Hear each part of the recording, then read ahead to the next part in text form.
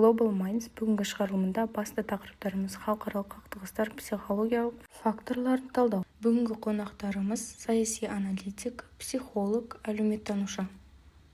Ең алдымен қақтығыс аймағындағы халық психологиясының күйі қалай қалыптасатынын талдасақ. Жалпы қақтығыс аймағында басты эмоция бұл қорқыныш, яғни адамның өмір сүру режимі іске қосылады, өзін-өзі қорғауы, отбасы мүшелерін қорғауы деген секілді. Және де бұл адамның ойлау жылдамдығына және де рационалды ойлауына әсер етеді, яғни болмайды. Саяси тұрғыда мұндай психологиялық жағдай билік пен халықаралық ұйымдардың саяси әрекеттеріне байланысты. Келесі тақырып пропаганда. Ол халық санасына қалай әсер етеді? Жалпы пропагандадағы ең маңызды сол эмоция, яғни ол кезде адам рационалды аргументтерге сүйенбейді, тек қана қорқыныш, ренжіш, сенім, ашу деген секілді эмоциялар басым болады. Және де қара ақ,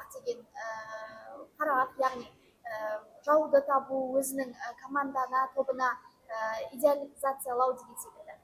Яғни бұл жерде ең бастысы эмоцияны басқара білу. Халықаралық қатынастарда пропаганда дегеніміз жалпы ақпараттық соғыстың таралуының ең басты құралы. Себебі бір мемлекеттің имиджіне өту үшін, ішкі тұрақтылықты бұзу үшін қолданылатын іс-әрекеттердің бірі. Әсіресе әлеуметтік желіде өте тиімді таралатын ақпараттардың бірі, және де өте көп қаралым жинайтын, таралып кетуге мүмкіндігі жоғары ақпараттардың бірі. Пропаганданың әлеуметтік механизмдерінің бірі ол эхокамера. Бұл дегеніміз адам өзіне тек қана дұрыс деп санайтын, өзінің понятиесіне жақсы затты ғана қабылдауы. Бұл жағдайда әлеуметте, қоғамда, яғни бізде поляризацияға ұшырайды. Поляризация дегеніміз жалпы әр адамның әр түрлі топқа бөлініп кетуі. Ұлттық мінез құлық деген расында бар ма, әлде миф деп санайсыздар ма? Менің ойымша, ұлттық мінез құлық деген бұл әлеуметтік тұрғыдан жиналған стереотиптердің қосындысы, халықтың батыр, тәртіпті, шыдамды деген сөздерінің барлығы мәдениеттен туындайды, бірақ бұл жеке адамды, жеке тұлғаны мүлде сипаттай алмайды. Психологияда адамның мінезі ұлттық факторларға қарай қалыптаспайды, ол адамның жеке және де ұлттық факторлар бойынша қалыптасып отырады. Және де ұлттық мінез ол ортақ тәрбие болғандықтан бірдей болуы мүмкін, бірақ ғылыми болмайды. Ал саясатта бұл ұлттың немесе мемлекеттің сыртқы саясатын түсіндіру үшін қолданылады. Алайда ғылыми талдаудан гөрі идеологиялық құралға жақын болып келеді. Санкциялар қоғамға қалай әсер етеді? Өздеріңіздің ойларыңызды айта кетсеңіздер. Ең бірінші, санкциялар қоғамда үрей мен дүрбелең шақырады. Экономикалық жағдай түсіп кетуі мүмкін, өмір сүру деңгейі төмендеп кете ма деген қорқынышты пайда тудырады. Эмоциялық кезеңдер әдетте 3 сатыдан тұрады. Ол біріншісі шок, қорқыныш, алаңдау, екіншісі бейімделу, үшіншісі мобилизация, қарсы болу деген секілді. Халықаралық қатынастарда санкциялар саяси қысым құралы ретінде қолданылса да, ең алдымен ол азаматтарға өз әсерін тигізеді. Бұл қоғамның билікке деген сеніміне не позитивті, не теріс әсерін тигізуі мүмкін. Бүгін біз қақтығыс аймағындағы халық психологиясын, пропаганда механизмдерін, ұлттық мінез туралы мифтердің және санкциялар кезіндегі қоғам реакциясын талқыладық. Халықаралық процестердің ортасында тек саясат емес, адамдардың эмоциясы, психологиясы және әлеуметтік мінез құлқы тұрғанын түсіндік. Тыңдағандарыңызға рахмет, және де біздің осы шығарылымымызға келген қонақтарға сіздерге де рахмет.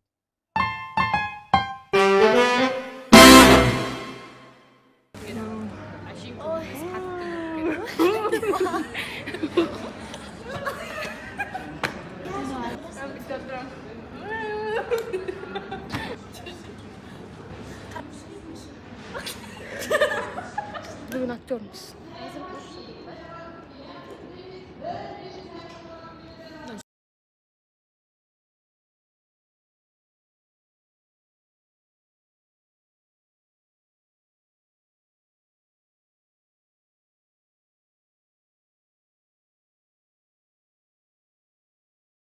Келесі тақырып пропаганда. Ол халық әсер.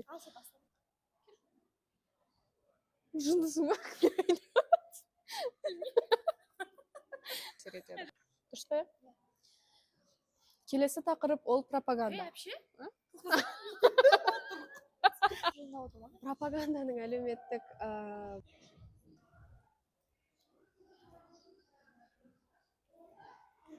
Сай болып.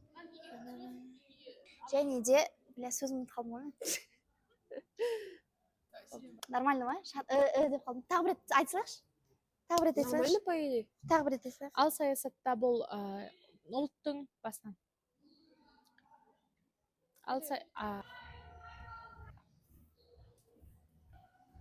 Ұлан, ой, Маржан. Ой, мен Қодақпай. мама сразу фамилиялар келеді.